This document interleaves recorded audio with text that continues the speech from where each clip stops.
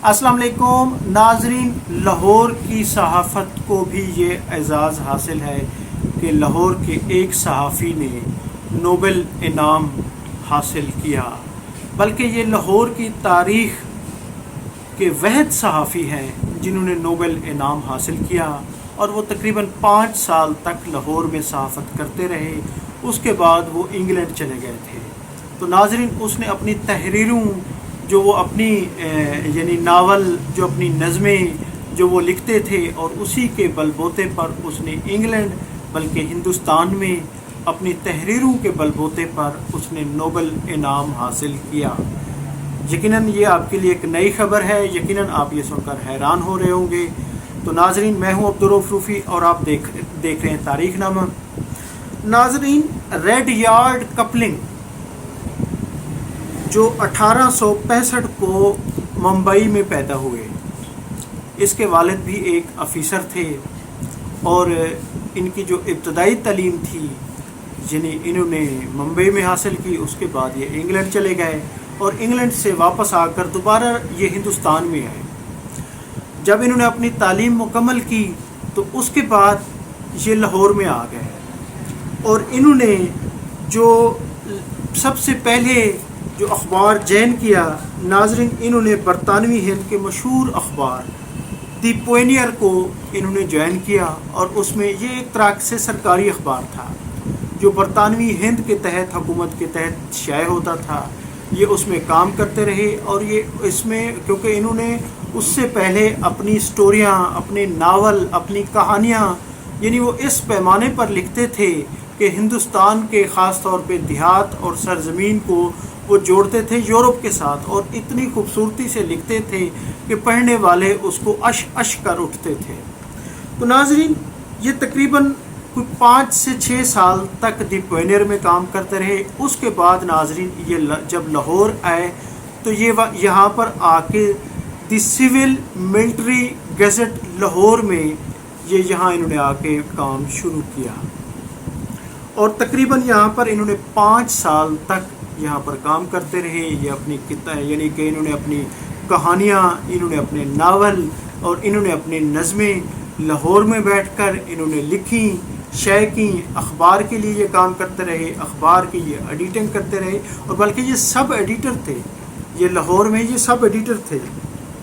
تو انہوں نے ناظرین اس کی جو مشہور یعنی نظم تھی، ان کی دی جنگل بک، ان کی ایک کتاب تھی جو بہت فیمس ہوئی۔ اس کے بعد ان کی ایک کتاب کم، وہ بھی مشہور ہوئی، اور یہ نوبل کی ہسٹری میں، نوبل پرائز کی ہسٹری میں یہ پہلے یعنی ایسے شخص تھے جو سب سے کم عمر تھے۔ ان کو 1907 میں نوبل کمیٹی نے امن نوبل ایوارڈ کے لیے ان کو نامزد کیا، اور 2007 میں 1907 میں اسے نوبل کا امن ایوارڈ ملا، اور یہ سب سے کم عمر ترین یعنی کہ شخص تھے جس کو نوبل کی تاریخ میں،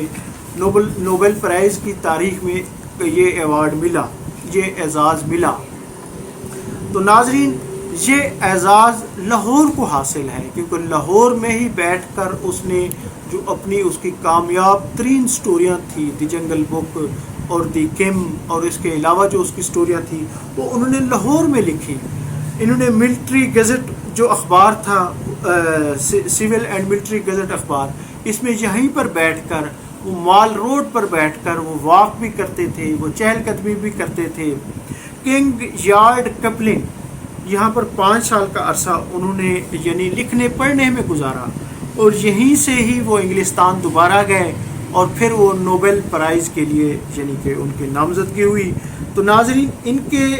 جو 1899 میں انگلینڈ میں ان کی جو کہانیاں اور ناول چھپے، انہوں نے بھی ایک تہلکہ مچایا تھا، کیونکہ یہ ہمیشہ ٹچ ہندوستان کا دیتے تھے، ہندوستان کی سرزمین، ہندوستان کے دیہات اور ہندوستان کے پس منظر، جس کو یورپ کے لوگ پڑھ کر حیران ہوتے تھے۔ اور اسی طرح اس پر باقاعدہ BBC نے بھی اس پر پروگرام کیے ہیں، لیکن المیہ یہ ہے کہ لاہور میں جرنلزم کرنے والا اور نوبل پرائز حاصل کرنے والا یہاں پر ہماری جرنلزم میں، لاہور کی جرنلزم میں اس کو فراموش کر دیا گیا ہے۔ اس پر نہ تو کوئی اس پر کام کیا گیا ہے، نہ تو اس پر کہ وہ جو ہونا چاہیے تھا ریسرچ کی گئی ہے، اور نہ ہی شہر لاہور میں اس کو جو اعزاز ملنا چاہیے تھا، کیونکہ یہ لاہور میں بیٹھ کر اس نے ادب پر جو کام کیا، جو صحافت پر کام کیا، وہ اسے پوری دنیا میں خاص طور پہ یورپ میں اس نے مقبول عام کیا، جس کی بدولت اسے نوبل امن ایوارڈ ملا۔ تو ناظرین، انہوں نے 18 جنوری 1936 کو ان کی وفات ہوئی۔ تو یہ ناظرین ریڈ یارڈ کپلنگ یہ لاہور کا پہلا بلکہ واحد صحافی ہے جس کو نوبل پرائز ملا۔ یقیناً یہ سن کر آپ حیران بھی ہوئے ہوں گے، آپ کی معلومات میں بھی اضافہ ہوا ہوگا۔ میں ہوں عبدالرؤف روفی اور آپ دیکھ رہے تھے تاریخ نامہ۔ اس طرح کی مستند ویڈیوز دیکھنے کے لیے، تاریخ دیکھنے کے لیے، لٹریچر ادب کہ لٹریچر پہ وہ کرنے کے لیے آپ تاریخ نامہ کے چینل کو سبسکرائب کریں، ویڈیو کو لائک کریں۔ بہت شکریہ، تھینک یو، اللہ حافظ۔